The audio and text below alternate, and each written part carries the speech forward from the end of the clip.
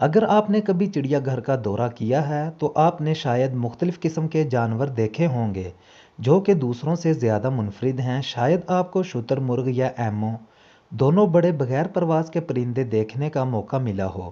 ریا پرندہ شتر مرغ اور ایمو سے ملتا جلتا ہے اور ان عام پرندوں کے مقابلے میں تھوڑا سا عجیب لگتا ہے جو ہم ہر روز دیکھتے ہیں۔ اس کی عجیب و غریب شکل کے باوجود ریا پرندہ کافی دلکش ہے۔ ریا کی دو مختلف قسمیں آج بہت مشہور ہیں، امریکن ریا اور ڈارون کی ریا۔ یہ کوئی تعجب کی بات نہیں ہے کہ ریا جنوبی امریکہ میں پائے جانے والے سب سے بڑے پرندے ہیں۔ ریا گہرے بھورے رنگ کے ہوتے ہیں اور ان کے جسم پروں سے ڈھکے ہوتے ہیں۔ ان کی بہت لمبی گردنیں ہیں اور ساتھ ہی لمبی ٹانگیں بھی ہیں۔ ریا کے پاؤں پر صرف 3 انگلیاں ہیں۔ شتر مرغ اور ایمو کی طرح ریا کے پاس سینے کے مطلوبہ پٹھے نہیں ہوتے ہیں کہ وہ اپنے بھاری جسم کو پرواز کے لیے زمین سے اتار سکیں۔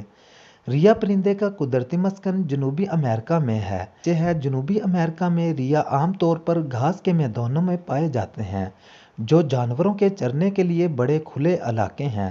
افزائش کے اوقات ریا جھیلوں اور ندیوں جیسے پانی کی لاشوں کے قریب رہتی ہیں۔ کیا آپ پھل، سبزیاں اور گوشت کھاتے ہیں؟ اگر ایسا ہے تو آپ ایک ہمہ خور سمجھے جائیں گے کیونکہ آپ کی خوراک صرف گوشت یا پودوں تک محدود نہیں بلکہ اس میں دونوں قسم کی خوراک شامل ہے۔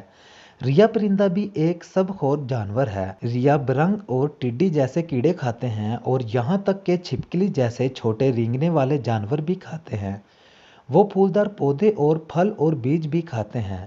شکاری دوسرے پرندوں کی طرح ریا کے شکار نہ صرف ان کے لیے بلکہ ان کے انڈوں کے لیے بھی خطرہ ہیں۔ بالغ ریا کے کچھ شکاریوں میں گوکر اور جیگوار شامل ہیں۔ جہاں تک ان کے انڈوں کا تعلق ہے، ریا کو اپنے گھونسلوں کو آرموڈیلو اور ٹیگو چھپکلی جیسے مخلوق سے بچانا ہوتا ہے۔